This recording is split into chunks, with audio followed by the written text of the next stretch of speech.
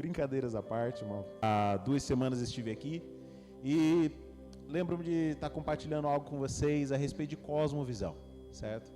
E entendendo um pouco de epistemologia, que é essa área da teologia que estuda ali as lentes, né? Como você enxerga as coisas.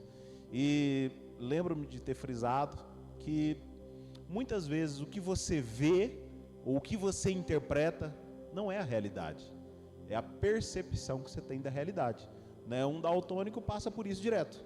Ele vê algumas cores e ele tem uma percepção, não é aquela cor, né? Eu sei que vai ter alguns alunos de física um pouco mais assim avançado que vai falar para mim, mas a verdade é que a cor que você vê não é a cor do objeto, é a cor que ele reflete. Irmão, te respeito, mas deixa eu só parar nessa parte, né? Fica na paz, eu entendo o teu conhecimento. Mas eu comentei com vocês, por exemplo, o episódio de quando o pessoal sai do Egito e Deus dá uma direção a Moisés, fala, olha, manda espias, aí manda os 12 espias, e eles voltam com uma visão, e eles dizem assim, olha, nós éramos aos olhos deles como gafanhotos, e aos nossos próprios olhos éramos como gafanhotos. Agora o problema é que eles não são gafanhotos, né? Os outros olharem você como um gafanhoto não tem relevância. Agora como você se vê faz toda a diferença. Quando nós lemos em Hebreus a respeito dessa passagem, Deus vai dizer que, olha, o autor de Hebreus, inspirado pelo Espírito Santo, falou, e eles não entraram por causa da falta de fé. Então eles não creram na revelação que Deus tinha para eles. Deus os havia chamado como filhos. Você vai ver Deus falando assim, olha, eu resmi Israel como a um filho, eu tirei como um filho. Agora o problema é que todos aqueles anos de escravidão, apesar de todos os sinais, eles preferiram se apegar às mágoas, e eles saem dali com a mentalidade de escravo. Talvez você vai dizer, olha, mas só era possível para quem nasce na nova aliança.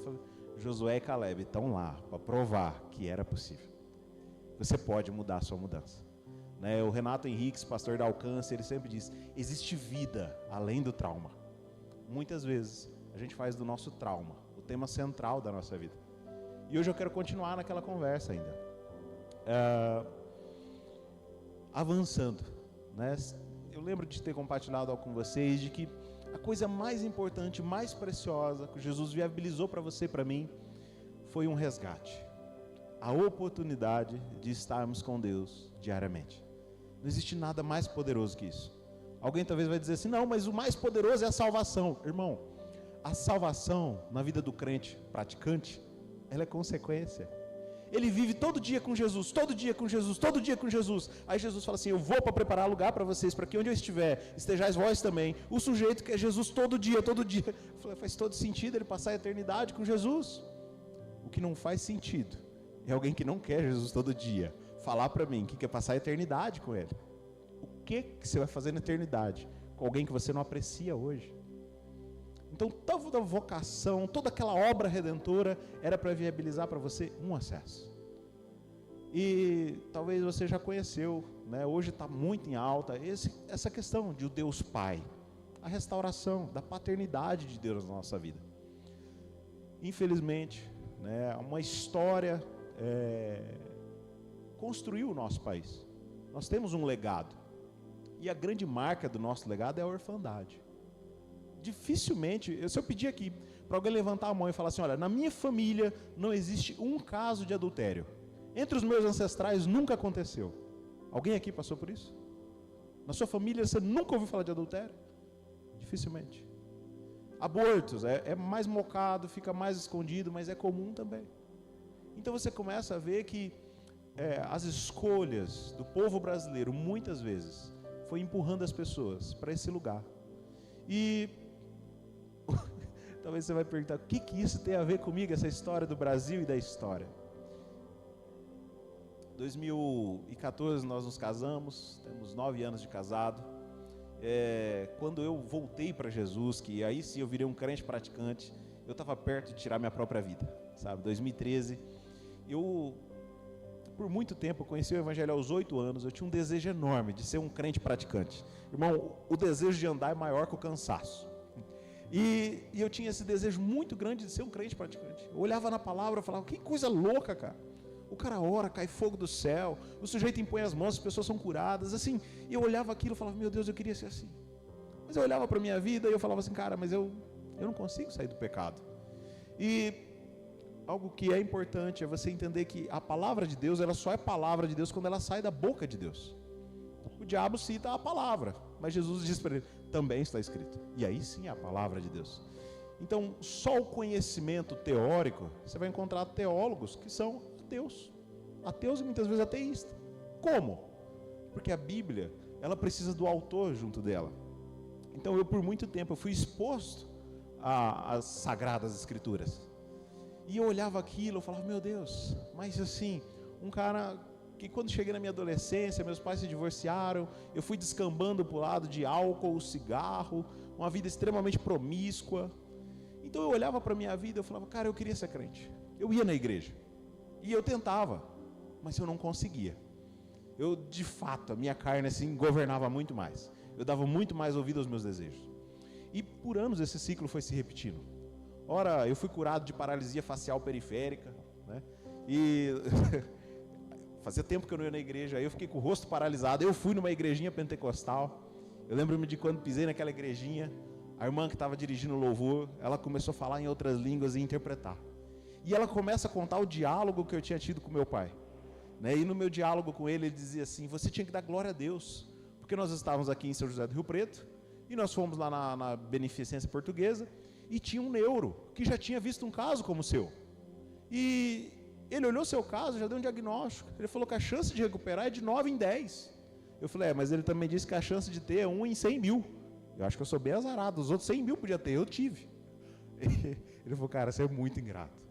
Se a gente estivesse lá em Sapezal, naquele tempo a estrada para Sapezal ainda era chão, irmãos, né? De Campo Novo lá, era terrível. E eu falei, olha, eu vou ser bem sincero com você, pai. Nesse momento que eu estava com ele no carro, estavam só eu e ele. E eu disse assim para ele, falei, é nunca que eu vou dar glória a Deus porque eu estou com metade da cara torta, né? Quem nunca viu paralisia facial periférica, você perde o controle dos movimentos. Você mantém a sensibilidade, porque é uma outra ramificação que controla isso, mas os movimentos você perde. Então eu ia tomar água, a água escorria pelo lado da boca, eu não piscava o olho, tinha que dormir com um tampão. Então assim, eu não estava empolgado com aquele quadro. E ele vem com essa conversa de ser grato a Deus, apesar daquela situação. E eu lembro de ter dito, é nunca que eu vou dar graças a Deus porque eu estou com a cara torta. Tivemos esse diálogo, de noite ele me convidou para ir na igrejinha pentecostal. E eu já tinha ouvido falar de pessoas que eram curadas. Eu falei, é lógico que eu vou. Vai que sou eu. Vai que alguém ora com fé e eu sou curado. E eu estava lá no culto, eu lembro que assim que eu comecei a prestar atenção no culto, essa irmã falava em outras línguas e interpretava, e ela dizia assim, você disse que você não ia me dar a glória, porque você ficou com a metade da cara torta. Satanás ia te tocar e você ia ficar inteiro torto. Mas para você saber que eu sou Deus na tua vida, sou eu que estou te tocando agora. E aí vem a parte difícil, porque depois de tudo isso, né? Eu esperava alguma cura instantânea. E ele fala assim, antes desses remédios seus acabarem, você está completamente curado. Eu tinha tido esse diálogo com ele de tarde, ninguém sabia. Ninguém estava no carro. O único que viu tudo isso foi o Deus vivo. E posso não ser para vocês, né, aquele tipo, mas para minha esposa eu sou um cara lindo. E se você prestar atenção no meu rosto, eu não tenho mais essa marca. Eu duvido você adivinhar qual lado que tinha a paralisia. Nunca fiz fisioterapia, do jeitinho que Deus falou, aconteceu. E aí você me diz assim, depois disso você virou crente. Eu falei, não, irmãos, não consegui. Eu tinha muito mais facilidade em me sujeitar à carne do que isso. Eu tentei, ia para a igreja e tal, mas preso no pecado. Dali a pouco eu estava me envolvendo com alguém, voltava a beber, fumar. Tive experiência de dar uma visitada no inferno, né? E mesmo assim, nada. Então, quando depois de muitas tentativas, eu me formo em direito, consigo um emprego, eu tive uma conversa com Deus. Não tinha mais ninguém naquele quarto, 2013. Eu disse, sabe Deus, o meu sonho era ser um crente praticante. Sim, mas daqueles de verdade mesmo, não é desses de mentirinha que só frequenta, não.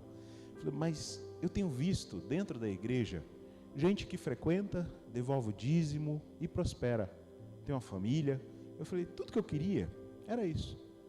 Deixa eu escolher com quem eu vou casar, deixa eu ganhar dinheiro e tá bom. Isso foi no comecinho de 2013.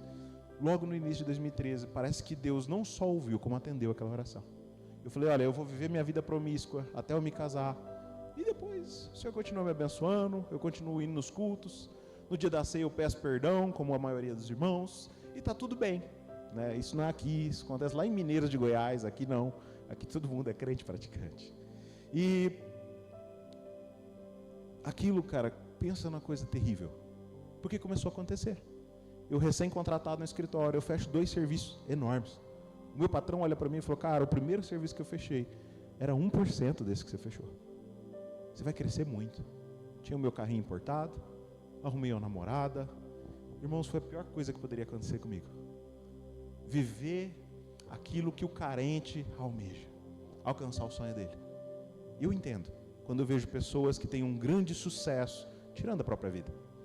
A partir do momento que eu comecei a viver aquilo que eu dizia que era o que eu precisava, eu comecei a perder a vontade de viver. 2013 o Cuiabá estava em reformas, eram as obras da Copa, e você conhece a eficiência, né, a nível de Brasil, mas em Cuiabá é incrível. Foi muita grana e muita obra, mas não virava em nada. E eu dirigia em Cuiabá e muitas vezes aquele forte desejo de pegar o carro e colocar debaixo de um caminhão. Eu não entendia. Falei, tudo que eu queria eu estou tendo. Eu entrei num profundo lugar de aflição, um profundo lugar de não quero viver mais.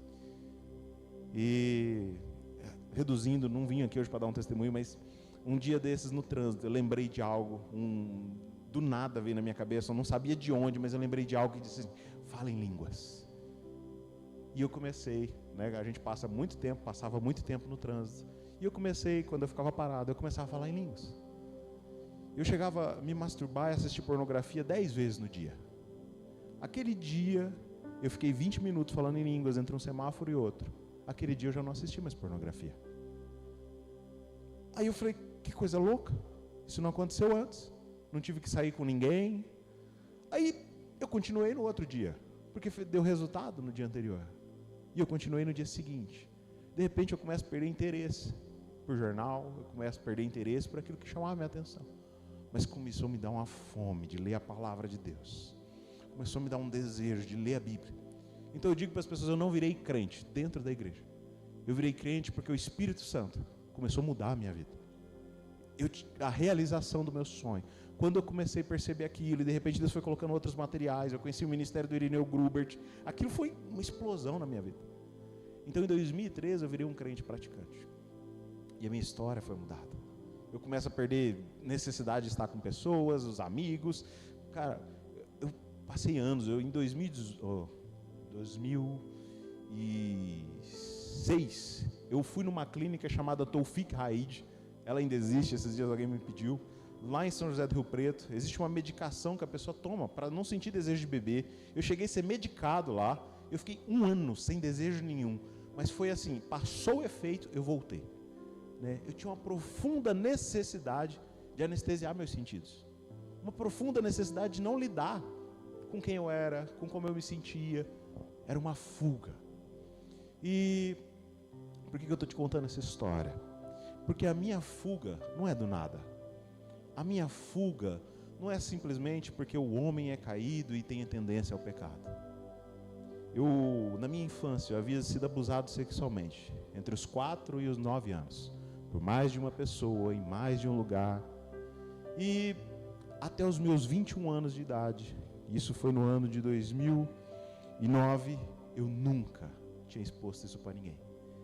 Eu passava muito tempo planejando o dia que eu ia ter a oportunidade de matar pelo menos um daqueles sujeitos. E ele era um parente próximo, então eu tinha isso dentro de mim. Eu falei, um dia eu vou ter a oportunidade de matar fulano. Então eu passei 21 anos cultivando uma mágoa. E nesses 21 anos, uma das coisas que acontecia muito, e isso eu vou aprendendo depois, eu estava dentro da igreja, eu começava a louvar, na época que eu tentava me converter, e daí eu falava assim, Deus, se o Senhor me ama, por que isso aconteceu comigo? Eu começo a transferir para Deus as minhas frustrações. E muita gente não percebe como que nós lidamos com Deus dessa forma. A história sua de vida reflete completamente a forma como você vai lidar com Deus. O propósito mais nobre da família não é multiplicação. O propósito mais nobre da família não é fazer você feliz. O propósito mais nobre da família não é te dar um bebê que vai sair na Pampers. Não é esse o propósito. propósito mais nobre da família é preparar o filho para um relacionamento com Deus. O pai na vida do filho, ele tem um peso, ele representa o Deus Pai. Enquanto que a figura do Espírito Santo é representada pela mulher. Quando você se machucava quando era criança, se você teve uma mãe minimamente funcional, quem que você chamava? Seu pai ou sua mãe? É porque o Espírito Santo é o Consolador, irmãos. Então você vai ver pessoas que, como eu, eram completamente travados da vida espiritual. Eu não conseguia. Porque o abuso que aconteceu comigo, como normalmente acontece, é uma construção. O abuso é uma perseguição espiritual. Quer dizer que você passa pano para o abusador? Não, irmãos. Eu particularmente, eu vejo nas Escrituras, tanto no Novo como no Velho Testamento, vários crimes dignos de pena de morte. Tanto no Novo quanto no Velho. Deixa eu abrir parênteses aqui. O Senhor Jesus está numa cruz. Segundo a tradição, e eu gosto dessa tradição, do lado esquerdo dele tem um sujeito que não se arrepende, do lado direito tem um sujeito que se arrepende. Tradição, não está na Bíblia, né? Mas eu acredito que é o da direita que se arrepende mesmo. Mas, depois disso, o da direita fala: Senhor, lembra de mim. Ele não fala isso só. Ele fala assim: eu e você, fala para o outro criminoso, nós merecíamos isso. Ele assume uma responsabilidade. Presta atenção nessa parte. Muita gente querendo a intervenção de Deus sem assumir responsabilidade. Isso não vai acontecer. Nós merecíamos isso. E aí ele olha para Jesus e vai dizer assim: Senhor, lembra de mim, tem misericórdia de mim. E aí Jesus diz a ele: ainda hoje estarás comigo no paraíso. E é lindo isso. Porém o outro sujeito da esquerda, aquele dia ainda ele ia estar em outro lugar, no colo do capeta. E me diz algo, por que Jesus não interrompe o óbito dele? Fala para mim, cara pálida. Para e pensa. Por que Jesus não interrompe? Eu só quero deixar essa indagação. Talvez você vai pensar no texto da mulher adúltera. É um tema para um outro dia a gente conversar sobre isso. Mas eu disse para vocês que o abuso é uma construção. Então como que se constrói? Normalmente, o matrimônio, por exemplo, a criança, que assim como eu, foi gerada fora de uma aliança. A aliança é o símbolo da proteção. Filho é algo tão sério que tem que ser gerado debaixo da aliança. Quando você gera filho debaixo da aliança, Moisés vai dizer, e ele está sendo inspirado pelo Espírito Santo, fala: olha, o bastardo, nem sua 10ª geração não entra na congregação do céu. 10ª não, é a 4ª geração. Aí alguém vai dizer: nossa, como Deus era malvado. O bastardo não podia entrar na congregação, não podia participar do culto no tabernáculo. Não é que Deus é malvado. Moisés, pelo Espírito Santo, ele está discernindo o que acontece quando alguém gera fora de um casamento. Então, quando alguém é gerado fora de um casamento, ele normalmente tem uma perseguição, a de não se amoldar à congregação. Aí você vai falar: isso só atrapalha a igreja? Não, irmãos. A tua primeira congregação foi a tua família. Eu cresci com um profundo sentimento que eu não fazia parte da minha família. Eu não sei se alguém aqui já passou por isso, mas eu tinha convicção. Eu olhava para minha irmã e falava: nossa, minha irmã é bonita, ela tem traço do meu pai e da minha mãe, mas eu tinha essa profunda convicção. Agora não é só essa perseguição. Quando o filho é gerado fora da aliança, você abre espaço para uma perseguição que é essa da orfandade. Mas, irmãos, os ministérios que trabalham com aconselhamento e libertação, eles têm taxas que às vezes chegam a 100%. 100% das pessoas que passaram lá durante 30 anos ministrando, quem foi gerado fora da aliança sofreu alguma forma de abuso. E aí é muito difícil falar isso, mas se você é um homem e quando você era criança, uma prima mais velha te tocou, te expuseram a pornografia, uma empregada teve relação, tudo que eu estou falando aqui não é coisa da minha cabeça, é gente que eu já acompanhei, gente que eu já aconselhei. Você também foi abusado. Tem meninos que foram abusados pela professora. E aí ele olha para isso, ele não fala que ele foi abusado, ele nem acha que isso foi ruim, ele não faz ideia do que isso fez com ele. Bom, dito isso, quando uma criança sofre abuso e ela vai tomando tamanho, ela começa a ter essas indagações. Se ele vira crente, normalmente ele vai ter essa pergunta: Deus, o Senhor me ama, por que isso aconteceu comigo? E muitas das vezes essa dor também pode se manifestar como rebelião. Então, irmão, se existe filho rebelde, pior que eu não sei se eu já conheci. Eu era o cara do oposto. Meu pai e eu era que nem treva e luz. Tudo que ele queria fazer, eu fazia o oposto. Ele estava lá dentro da igreja pegando, eu passava na frente com o carro sem escapamento, assim, mas mamado. Fazia questão. Onde ele tivesse, às vezes ele incutia, ele falava assim, vamos lá, hoje vai ter o culto, vai ter um pastor de fora. Eu falava, pode deixar. Eu ia pro boteco, enchia a cara, jogava sinuca a tarde inteira, eu ia no culto. Eu sentava na última cadeira, lá do púlpito eu estudava para sentir o meu cheiro. Eu fazia questão de ser declaradamente rebelde. Aprende algo. Rebeldia é um grito. Me ame. Eu não me tornei rebelde só por mim mesmo. Tem um ditado que Deus repreendeu em Israel. E ele vai aparecer 2 vezes na Bíblia, vai estar em Jeremias e Ezequiel. Ele vai falar, que pois é isso que dizeis? Comeram os pais uva verdes e ficaram os filhos com os dentes embotados. Deus vai falar, não vai ser mais assim. Aquele que pecar, essa alma morrerá. Mas também você vai encontrar Deus falando que Ele é um Deus zeloso, visita a iniquidade dos pais nos filhos até a 3ª e 4ª geração. Talvez você vai me dizer, qual que é o texto certo? Os dois estão certos. Um texto está falando de herança e outro de responsabilidade. A alma que peca, essa morre. Mas a Bíblia diz que o homem de bem deixa uma herança. E eu quero te dizer que o homem mau também deixa ela. O que você vive no teu escondido, no teu secreto, vai influenciar diretamente a vida dos teus filhos.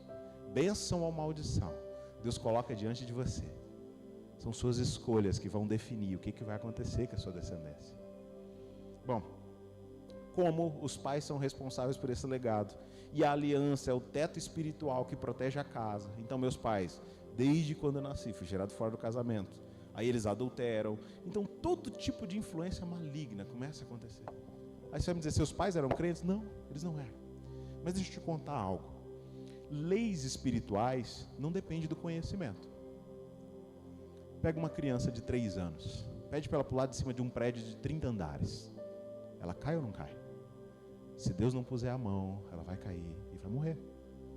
Como assim? É porque a lei da gravidade, ela não se contorce, não se dobra por causa da ignorância de alguém. Assim também as leis espirituais. Então, meus pais não tinham conhecimento disso. Eu não sei se eles conhecendo fariam diferente. Não posso afirmar. Mas o fato é que eu passei por todas essas coisas por causa dessa história. E aí eu passo anos da minha vida tentando ser crente. Eu tinha um sonho, irmãos. Um sonho, eu falava, eu queria ouvir a voz de Deus. Quantas vezes eu recitei para Jesus, eu falava, Jesus, o Senhor disse assim, as minhas ovelhas conhecem a minha voz. E eu falava, Deus, o que eu não estaria disposto a dar para ouvir a tua voz? Se você tem isso, muito provavelmente você tem um quadro de orfandade. E você não entende o porquê. É porque muito provavelmente você não teve um pai presente. Veja que o amor de Deus, ele flui para você. Só que é como se ele passasse por um canudo. E se nesse canudo tem mágoa, tem a rebelião, é como se você entupisse o canudo. Esses dias esse irmão aqui, que tem andado conosco, deu um testemunho na igreja. Eles estavam jogando vôlei lá na casa do sogro dele. E em um momento a esposa dele bateu na bola e ela escutou um barulho, tipo um plim.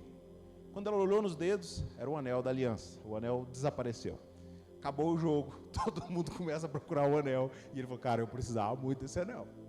Eu estou contando, né? Vou tirar de você essa oportunidade. E ele começa a procurar, e nada de achar. Sobe no telhado, todo mundo procura, aí desce do telhado, e sobe no telhado de novo, aquela novela. Mas uma das coisas que a gente ensina muito na comunidade é ouvir Deus e corresponder com Ele. Do lugar da sua ferida vai nascer o teu ministério. Bom, em um dado momento, ele já frustrado, final da tarde, ele vê uma coisa assim, ele falou, não pode ser, lá não vai estar. E ele sai de dentro da casa, ele vai indo para o lugar mais inesperado possível. E lá estava. O que aconteceu? Ele não ouviu uma voz estrondosa, mas Romanos 8 diz que os filhos de Deus são guiados pelo Espírito de Deus. E o próprio Espírito testifica com o nosso Espírito que nós somos filhos de Deus. Nesse mesmo Romanos 8, ele vai dizer que a ardente expectativa de toda a criação é a revelação dos filhos de Deus. Toda a criação, todo esse país, Brasil, está esperando a tua revelação como filho de Deus. A cidade de Tangará está esperando a tua revelação como filho, não como servo. A minha conversa com você hoje tem a ver com esse processo de sair desse lugar de orfandade. E não é que Deus não fala, não é que Deus não ama, é que você, por causa das mágoas, você não consegue ouvi-lo, o que Ele está falando. Eu tenho dito como é simples a voz de Deus, normalmente. E se você aprender a corresponder com isso, você vai passar a ter uma vida extraordinária. É muito massa, eu te garanto. Você não anda por aí ouvindo vozes, mas é diferente. É muito diferente, você tem que experimentar. Não viva à margem do que Deus tem para você. Até agora eu tenho contado uma história, mas para não ficar só nisso, né, e eu parecer um coach ou um herege, né, eu gostaria que ou projetasse ou você abrisse aí em Mateus capítulo 16. Da outra vez que eu estive aqui, o Rangel falou assim: olha, tem que pagar metade dos honorários do pregador só, que ele pregou meia hora. Eu falei: ah, é? Eu falei: então quer dizer que eu estou livre para ficar à vontade, né? Então lá pela terceira hora a gente vê para parar. Amém, irmãos? Glória a Deus, aleluia. Culto da igreja de Atos. A Bíblia fala que tinha 3 horas que o culto tinha começado. Aí está no momento das ofertas. Vem Ananias e mente para Pedro, morre ali. O Espírito Santo fulmina ele. Aí a Bíblia fala que passa mais 3 horas. Chega Safira. Quando Safira chega, cara, ainda está nas ofertas. Que culto é esse, irmão? Que culto é esse, né? Ou, na verdade, que culto é esse que nós temos vivido? Mas eu quero que você abra em Mateus capítulo 16. Nós vamos ler do 13 ao 19. Creio eu que você já passou por esse texto algumas vezes. No nome de Jesus, muitas vezes. Indo Jesus para a região da Cesareia de Filipe, perguntou aos seus discípulos: quem os outros dizem que é o Filho do Homem? E eles responderam: uns dizem que é João Batista, outros dizem que é Elias, e outros dizem que é Jeremias, ou um dos profetas. Ao que Jesus perguntou: e vocês, quem dizem que eu sou? Respondeu Simão Pedro e disse: o Senhor é o Cristo, o Filho do Deus vivo. Então Jesus lhe afirmou: bem-aventurado é você, Simão Bar Jonas. Na sua Bíblia pode estar escrito Simão, filho de Jonas. Porque não foi carne e sangue quem revelaram isso a você, mas meu Pai que está nos céus. Também eu lhe digo que você é Pedro, Petros no grego, e sobre esta pedra, Petra no grego, edificarei a minha igreja, e as portas do inferno não prevalecerão contra ela. Eu lhe darei a chave do reino dos céus. O que você ligar na terra terá sido ligado nos céus, o que você desligar na terra terá sido desligado nos céus. Pensa num texto poderoso. Eu sempre li esse texto e eu achava assim que era só o discernimento de Pedro. Ele reconheceu que é o Cristo, o Filho de Deus, e que foi por meio do Espírito Santo que estava com eles, apesar de não estar dentro deles. Mas eu quero te mostrar algo. Pedro olha para Jesus e fala assim: tu és o Cristo, o Filho do Deus vivo. E Jesus vai dizer para ele: Simão Bar Jonas, Simão, filho de Jonas. O que está acontecendo aqui nesse momento? Já faz um tempo que Pedro está caminhando com eles. Faz um tempo que Pedro está convivendo com Jesus. E Pedro está falando: olha, definitivamente, você não é um dos profetas. Definitivamente, você não é só um Moisés. Você é diferente de tudo que eu conheci. Você é completamente diferente de qualquer um que eu possa ter visto ou lido a respeito. Você só pode ser aquele um de quem se ouviu falar que viria. Você não pode ser outro senão ele. Você é o prometido. Você é o filho do Deus vivo. Você é o filho. E agora que a coisa começa a mudar, porque ele fala: você disse bem, Simão, porque você é filho de um homem. Você tem uma história, você tem uma família, você é filho de Jonas. Eu sou de cima, você é do alto. Eu tenho a minha história que vem lá de cima, a minha identidade foi afirmada por ele, a sua é fruto do seu pai. E esse é o momento em que todo mundo viveu até chegar aqui. Porque agora Jesus vai falar: vai mudar isso tudo, Pedro. Presta atenção. O teu nome é Petros. E sobre esta pedra edificarei a minha igreja. Você é uma pedrinha, um pedaço de cascalho. Essa foi a primeira gíria para os cristãos. Foi Petros. Porque essa pedra, e aí ele está falando de si mesmo, sobre esta pedra vai ser edificada a igreja. Ele está falando: Simão, você vai ser filho do mesmo pai que eu sou filho. Você vai ter o mesmo pai. Vai mudar a tua natureza. Você vai ter acesso ao que eu tenho. O que eu vim para viabilizar é um caminho para você. Eu estou mudando o teu caminho. É muito poderoso. Você não precisa de ser órfão. Davi diz algo que é muito poderoso. Ele fala assim: olha, pai de órfãos, juiz de viúvas é o Senhor em sua santa morada. Se você for em órfãos, eu quero te dizer, você tem costas largas. Você tem um Deus que é o teu Pai. Não é qualquer coisa. Às vezes você não teve um pai que estava presente nos momentos mais importantes da sua vida. Talvez você teve um pai que, como o meu, que quando ele tinha tempo, ele ia jogar bola. Ele não tinha tempo para nada, mas quando ele tinha tempo, ele ia jogar bola. Eu odeio futebol. Você não é curado? Eu sou, irmãos, pela graça de Deus. Mas eu não curto futebol até hoje. Eu realmente não mexe comigo. Mas por quê? O meu pai não estava presente. E ele representava esse Deus. Em toda a infância. Quem vai representando é esse pai. Se você vem na igreja e você ouve as promessas de Deus e quando você sai pela porta, você já não acredita mais nelas. A igreja vem e te bombardeia com 1000 verdades. Mas uma mentira do diabo, você olha para sua conta e você fala, é nunca que eu vou ver Deus operar. Esse sonho que eu tenho é nunca que vai acontecer. Normalmente você teve um pai que não acreditou em você. Você teve um pai que não te afirmou. E porque ele não te afirmou, você não consegue ouvir o Deus Pai te afirmando. Não importa a sua história, existe vida além do trauma. Deus quer te levar num lugar de filho. Quando Jesus fala isso para Pedro, aí ele começa a entender algo. Ele falou, tudo que está acessível a Jesus, está acessível para nós. Jesus, quando ele diz assim, eu vos envio, assim como eu fui enviado. Não é para menos que os discípulos saem ressuscitando os mortos, curando os enfermos. Tudo que você vê acontecer no ministério de Jesus começa a ser multiplicado.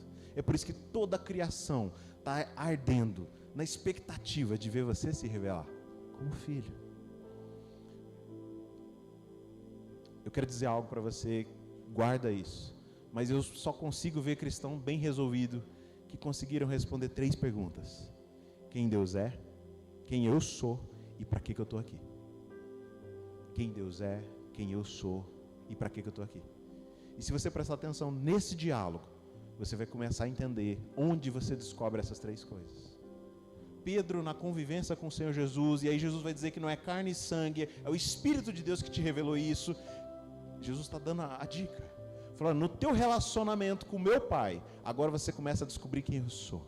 Então, para eu reconhecer quem Jesus é num relacionamento. É por isso que a mensagem de hoje está conectada na outra.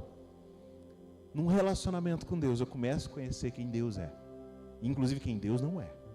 Deus é pai, mas Deus não é avô. Tem muita gente tratando Deus como um avô. Está tudo liberado, eu faço do jeito que eu bem quiser, como eu quiser, e está tudo ok. Deus é pai, mas não é avô não. Você já ouviu falar que neto criado com avô, às vezes dá B.O.? Eu conheço uns casos desses. Agora, ele não fez só isso. Aí ele começa a falar quem Pedro é. Quando ele fala Simão Bar-Jonas, ele começa a falar da identidade dele. E eu não sei se vocês já viram aquela história, né, do cara que pega uma águia, cria com as galinhas. Quem conhece essa história? Já ouviu essa história? Amém? Não? O cara, acho que pegou um filhotinho de águia, criou junto com as galinhas, e a águia vive ali com as galinhas. E um dia o cara chega e fala, pô, mas que raio de galinha que é esse? Ele falou, não, eu peguei filhotinho, e cara, nunca tentou voar, ficava ciscando ali. Você sabe por que ela não saía?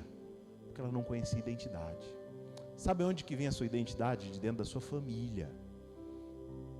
Quem afirma, quem tem a obrigação de reconhecer os seus dons e talentos e te afirmar é o teu pai. Jesus, ele sai das águas e eis aí o meu filho amado em quem eu me comprazo. Deus faz questão de afirmar ele como filho. Deus não deixa dúvida quanto a isso. Então se você olha para si e você fala, é nunca que eu vou dar conta, isso aí não é para mim, isso aí é areia de mar para o meu caminhãozinho. Provavelmente você tem um tanto de orfandade. E você saber quem você é, define exatamente para onde que você vai. Eu não consigo imaginar um leão, né, um filhotinho de leão, comendo folhinhas, tomates e coisas do tipo. Porque ele tem uma família que ensina o que ele come. E nós temos muitas vezes cristãos que quando vão orar, eles chegam e falam, Deus de Abraão, Isaque e Jacó, na sua misericórdia, permita-me que eu entre na sua presença. Irmãos, eu já fui questionado sobre isso. Olha, porque quando você vem na igreja, você vem diante do Deus Todo-Poderoso, e você deveria usar a sua melhor roupa, e eu sou advogado, então assim, falei, você usa terno para ir diante do juiz, eu não é? Eu falei, lógico que eu uso. Eu falei, se você fosse diante do presidente, eu usaria também. Eu falei, só tem uma coisa, nenhum deles é o meu pai. Porque se fosse, bicho, eu chegava de cueca, ele me recebia e estava tudo certo. Quando você começa a tratar Deus com muita formalidade, está denunciando a sua orfandade. Eu não sabia dessas coisas. Essas coisas eu fui aprendendo ao longo do caminho. Mas então, em 2013, quando eu comecei a virar um crente praticante, uma das coisas que eu cansei de fazer, me colocar de joelhos ali no início da noite e virar a madrugada de joelhos, eu falava, quem sou eu para sequer olhar para Ele? O que eu sou diante dEle? A forma como você vê Deus tem tudo a ver com essa história sua. Por anos na minha vida, eu ia orar, principalmente depois de 2013, e o motivo de eu buscar tanto, que eu falava que eu queria ouvir a voz de Deus. Então tudo que eu ouvia falar das experiências que as pessoas tinham, eu gastava muitas horas orando em línguas, e eu me caso, e aquela orfandade estava ali. E acontecia muitas vezes de eu estar orando e eu ter uma visão. Eu via um castelo, eu vivia do lado de fora desse castelo, eu via uma ponte, eu estava do lado de lá dessa ponte, e eu via uma fila. E eu via muita gente que entrava naquela fila, ia lá dentro daquele castelo e ficava feliz. Quando eu tinha essa visão, eu falava, Deus, é assim que eu me sinto. Eu do lado de fora. Eu vejo um monte de crente que chegou ontem na casa e fala assim, eu ouvi Deus falar comigo, rapaz, quando eu ouvi.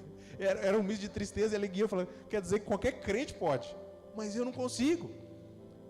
Isso durou anos. Acredito que em 2016 eu estava tendo um aconselhamento com o pastor. E eu falei, pastor, acontece um negócio comigo. Eu estou orando e eu tenho essa visão. E eu me sinto assim em relação a Deus. Eu vejo a pessoa, ontem a gente ministra batismo no Espírito Santo, a pessoa é cheia do Espírito Santo, e daí ele já começa a ouvir Deus e eu não escuto. E eu tenho essa visão.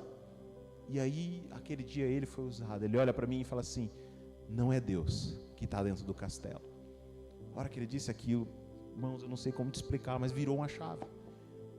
Aquele negócio quebrou eu no meio. Eu lembro que eu olhei e falei, não é, é o meu pai. Meu pai sempre teve tempo para os amigos. Ele sempre deu um jeito de achar tempo para os outros. Para mim não. O cara que eu coloquei lá dentro do castelo é ele. Qual que é o problema?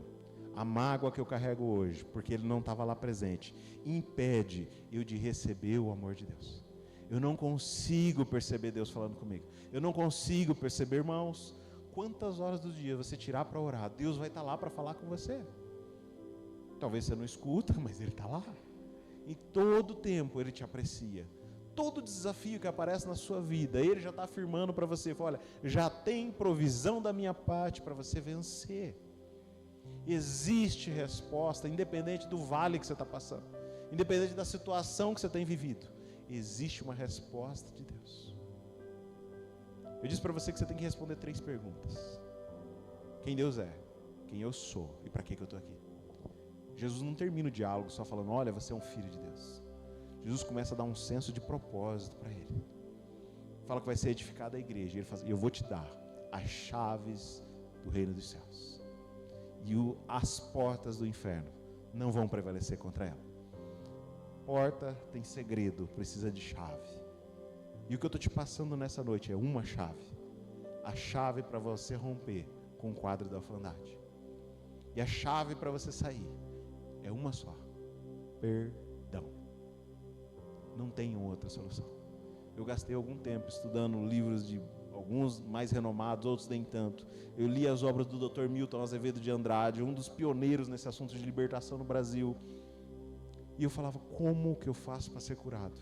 Irmãos, do fundo do coração, eu estou aqui ministrando para você, mas eu não estudei para ministrar para você. Eu percebia, falei que existia uma orfandade. Eu vivia tentando me afirmar, eu vivia nesse lugar querendo ser projetado.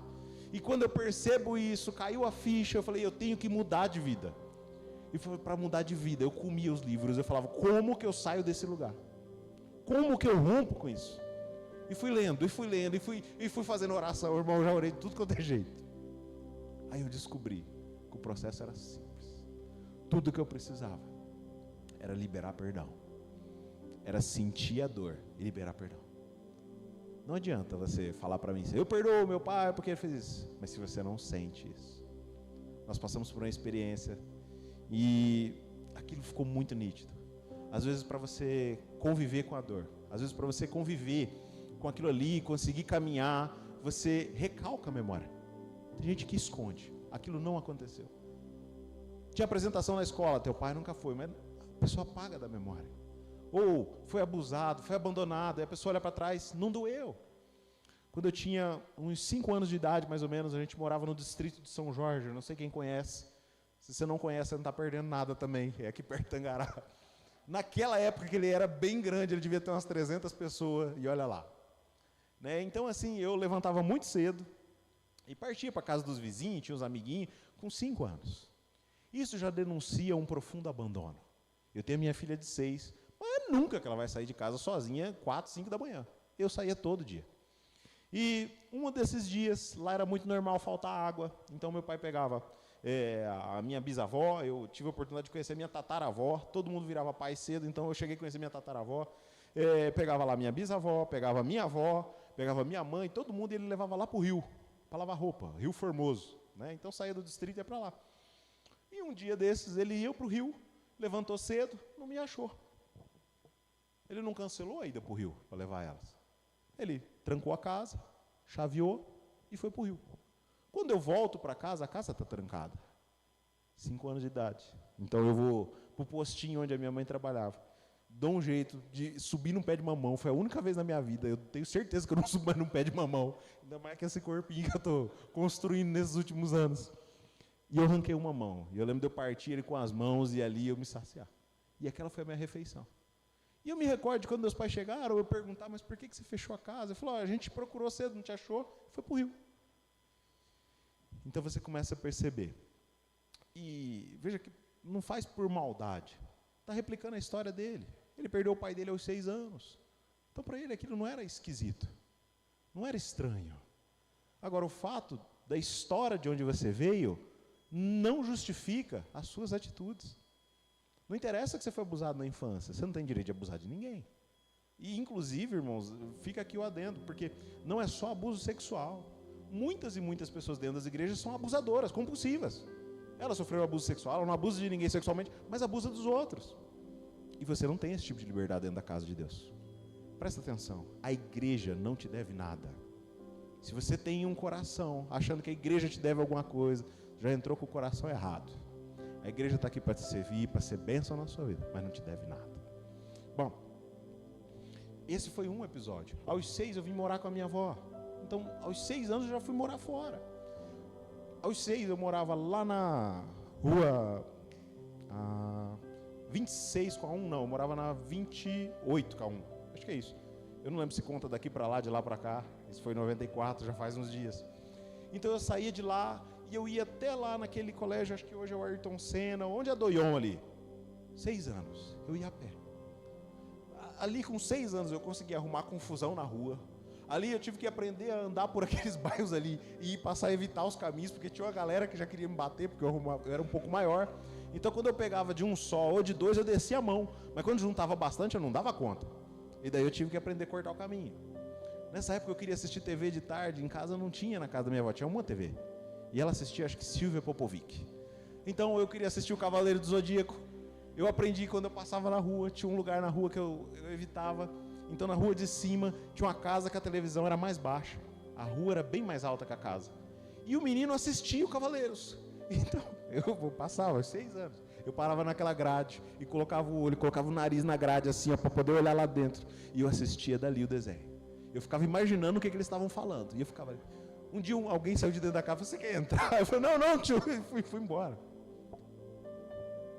Por muito tempo, eu achava que isso era vantagem.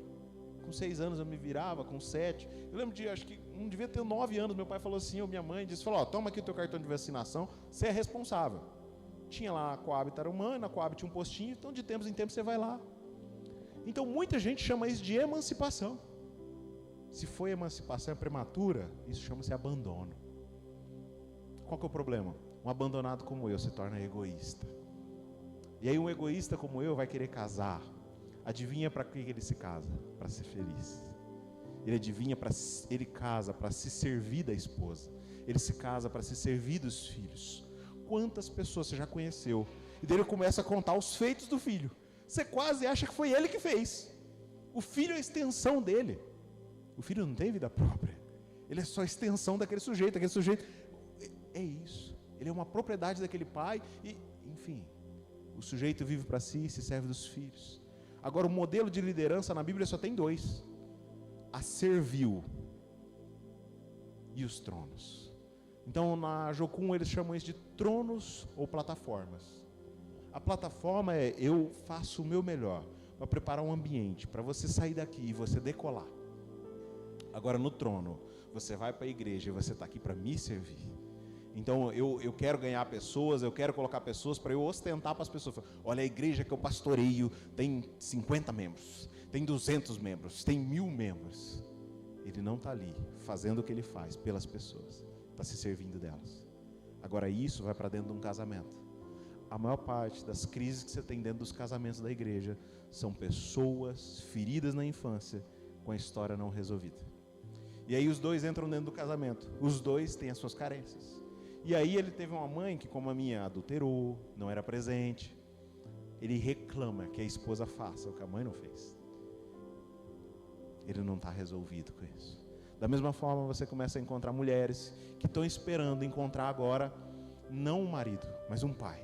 O pai que vai levar elas na escola, o pai que vai carregar ela no colo, o pai que vai tratar ela como uma princesa, mas ela não está ali para ser filha, ela está ali para ser esposa. E aí você começa a ter muitos conflitos. Eu te dei várias notícias ruins sobre orfandade, mas eu quero te dar uma notícia boa. Você pode romper com esse quadro. Deus pode ministrar você de um jeito poderoso. E desse lugar sair a sua cura. Malaquias 4:5. Eis que lhe enviareis o profeta Elias antes que venha o grande e terrível dia do Senhor. Ele converterá o coração dos pais aos filhos e o coração dos filhos aos pais, para que eu não venha e castigue a terra com maldição. O ministério mais poderoso de todos os profetas que vieram na terra é o de João Batista. Jesus diz que dos nascidos de mulher, ninguém é igual a ele. Ninguém. Agora, o ministério dele tem um propósito: reconciliar o coração dos pais aos filhos e dos filhos ao pai. Reconexão geracional. Eu nunca tinha prestado atenção na importância do ministério de João Batista, porque ele é o ministério que vem para aplainar. O motivo do ministério de Jesus ter tocado tanta gente, ter tocado tantas pessoas, é porque esse sujeito, o João Batista, ele foi efetivo no ministério dele. Tudo que ele foi chamado para fazer, isso ele fez. E porque ele conseguiu fazer muito pai pródigo voltar para casa, porque as pessoas vinham a ele confessando os pecados. E quando você começa a olhar para o quadro de Jesus, uma mulher, por exemplo, que já está no 5º marido, ou no 6º marido, que já não é marido, você começa a entender que a situação moral de Israel era terrível. Então esse cara vem com uma mensagem: arrependei-vos, pois é chegado o reino dos céus. Irmãos, todo tipo de reconciliação precisa de uma coisa: perdão. E muitos de vocês podem se identificar como vítimas da história, como eu coloquei aqui para vocês. Só que muitas vezes você nem percebeu que você também causou danos. Eu disse para vocês que Deus fala a respeito de um ditado: comeram os pais uma vez, ficaram os filhos com os dentes embotados, não será assim Israel. O ditado não é mentira. Mentira é o que eles começaram a fazer. O sujeito fala assim: ó, meu avô era adúltero, meu pai era adúltero, é por isso que eu sou adúltero. Deus condena isso totalmente. Deus fala assim: olha, diante de você está a escolha. Isso é a lei da responsabilidade. Agora, isso não quer dizer que seus pais não comem uvas verdes e seus dentes ficam embotados. Talvez você seja fruto de um matrimônio que acabou no começo. Então você cresceu com a mãe, por exemplo, que dizia: seu pai não vale nada, ele não presta, aquele vagabundo, cachaceiro, nunca botou uma comida em casa. E você vem para cá e a gente fala de querer, de ter fé num Deus Pai que vai prover, e você olha e fala: é nunca que Deus vai prover. Porque dentro de você fala: Deus é um vagabundo, cachaceiro que não vai pôr nada dentro de casa. Eu tenho cansado de encontrar pessoas que falam assim: eu quero um Deus Senhor. Pai não. Pai não. Jesus diz algo assim: olha, depois que vocês tiverem feito tudo o que vos for mandado, digo assim: somos servos inúteis, porque fizemos somente tudo que nos foi mandado. Eu sempre li esse texto, eu entendi assim, falou da supremacia de Jesus, tudo que eu possa fazer veio de Jesus, tudo vem dele. Mas um dia eu creio que o Espírito Santo falou comigo e falou: não é isso que o texto está falando. Eu não chamei as pessoas para serem servos, porque os servos simplesmente fazem tudo que foram mandados. O filho é diferente. O filho está cuidando das coisas dele. É por isso que nós somos um reino de reis e sacerdotes. Deus tem uma vocação para a sua vida. Assim como ele estava falando da vocação de Pedro, Deus tem chaves nas suas mãos. É através da sua vida que o reino de Deus vai se manifestar. Eu sonho, irmãos, em começar a frequentar velório. Você fala, por quê, irmão? Que mania besta essa? Eu quero começar a orar por defunto, irmãos. Você fala, você está ficando doido? Eu falo, não, estou ficando crente. Esses tempos eu conheci, coisa de uns 2 ou 3 anos atrás, um cara que tinha esse mesmo sonho. E ele montou uma confraria e eles começaram. Salvo engano, no primeiro ano, ressuscitou nenhum. E eu acho que no segundo ano também não ressuscitou ninguém. Mas no dia que ele estava dando esse seminário, ele estava contando que haviam ressuscitado 3 pessoas. Pode não significar muito para você agora, mas se fosse um ente seu ali, você iria querer que alguém orasse. O que Deus tem para fazer com filhos, não com servos. O filho tem a ousadia de crer que Deus é Pai. Só que isso passa por um lugar. Tudo que eu coloquei aqui, eu acho que eu não preguei nada. Isso foi só a introdução. Salmo 68:6. Deus faz com que o solitário more em família, liberta os cativos e lhe dá prosperidade. Só os rebeldes habitam em terra estéril. Provérbios 30:17. Os olhos de quem ridiculariza o seu pai, ou de quem trata sem consideração e obediência a própria mãe, serão arrancados pelo corvo do vale, serão devorados pelos filhotes dos abutres, ou os pintões da águia lhe comerão os olhos. Eu não sei se você lembra de um sujeito chamado Sansão. O mais próximo que a gente tem do Hulk, na verdade, é esse cara. O cara era fora do normal, porque o Espírito de Deus vinha sobre ele. Um cara que foi totalmente negligente com a unção de Deus sobre ele. Agora, quer ver uma coisa poderosa? Quando o pai dele fala assim, filho, não tem ninguém no meio de suas irmãs hebreias para você tomar como esposa. Ele fala, não, pega para mim aquela filisteia, porque aquela agradou os meus olhos. Vocês lembram o que acontece com os olhos de Sansão? Os olhos de Sansão são vazados na prisão. Ele perde ambos os olhos. Porque o órfão rebelde, ele perde a visão. Se você tem caminhado como crente, você olha para a sua história, você fala, eu não sei para onde ir. Eu não sei para que Deus tem me chamado. Eu não sei o que fazer da vida. Eu não sei. Se você não tem uma direção, se você não tem uma palavra, é um forte sintoma de rebelião. Como que você lidou com as suas feridas? Como que você lidou com a sua orfandade? Você retribuiu as uvas verdes com rebelião? Porque ele fala que o rebelde vai habitar em terra estéril. Irmãos, tem muita gente que é rica, que a única coisa que tem é o dinheiro. Você tem algo que ele não tem, é paz. Ele não tem uma família, ele não tem nada. Ele habita numa terra estéril, só tem dinheiro. Acabou a vida ali.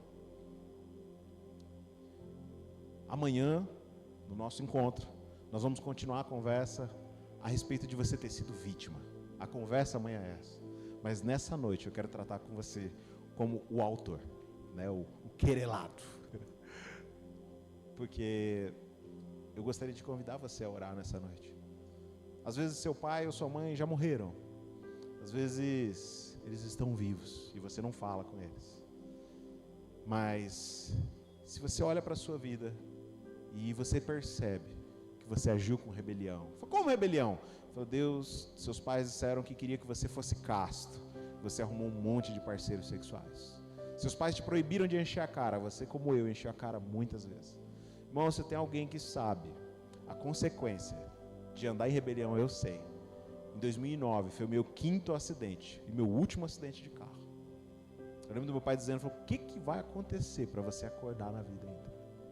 Eu respondi a minha dor com rebelião. O dia que eu perdoei aquele sujeito, eu me livrei do maior de todos os fardos. Se você quer andar com Deus, você precisa de aprender o perdão. Agora, se tem uma outra coisa que vai liberar o teu destino com Deus, é responsabilidade. Tem uma frase que só vai aparecer uma única vez em todo o Evangelho. Uma única vez. É para Zaqueu, o publicano. Quando ele fala assim, olha, Jesus encontra ele, fala assim, convém ficar na sua casa, Jesus está lá comendo, os discípulos estão juntos. Jesus não está dizendo nada que vai ser registrado. A hora que esse cara entende o Evangelho, ele fala assim, olha, quem eu roubei, eu estou restituindo 4 vezes mais. E metade dos meus bens eu estou dando aos pobres. Aí Jesus se põe de pé assim, hoje chegou salvação nessa casa. porque este também é filho de Abraão.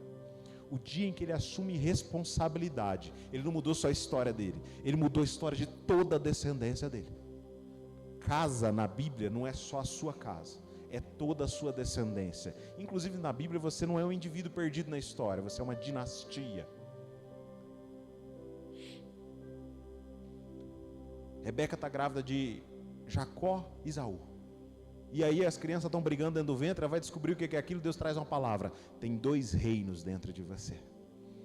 Uma criança, você, não é só você. Tem toda uma dinastia depois de você. Assumir responsabilidade. Jesus só fala para ele que mudou a sorte dele quando ele assume a responsabilidade.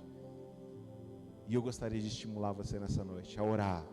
Talvez não dá para você fazer isso agora, mas você fazer um compromisso com Deus. Deus, eu fui rebelde. Ah, irmão, já faz 20 anos. Meu pai não queria que eu casasse com essa mulher, mas eu casei. Você casou em desobediência. O matrimônio precisa de 4 bênçãos. Uma delas é a dos pais.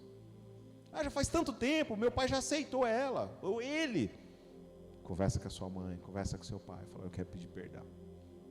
Restitui isso. Você vai ver a tua sorte mudar. As intervenções de Deus dependem das suas escolhas, depende de você assumir responsabilidade. Não sei se vocês ministram alguma coisa, como que vocês querem fazer. Eu gostaria de ter essa conversa com você. Fica de pé, de joelhos, da forma como você achar melhor. Eu creio do fundo do meu coração, não é porque eu tenho uma palavra específica, que não fui só eu que fui rebelde. Talvez é a hora de você falar. Talvez seus pais não existem mais. Tiago 5 diz, olha, confesse os vossos pecados uns aos outros para seres curados. Você vai precisar de encontrar alguém e falar assim, olha, eu quero abrir meu coração. Eu fui isso, isso, isso. Eu quero pedir perdão. O que tem a ver? O crente, ele é um sacerdote, ele pode representar qualquer um em qualquer tempo da história. Você precisa de se expor para alguém, para você ser curado. Fala, mas é humilhante eu contar o que eu fiz. Tive relação bestial, ninguém pode saber disso.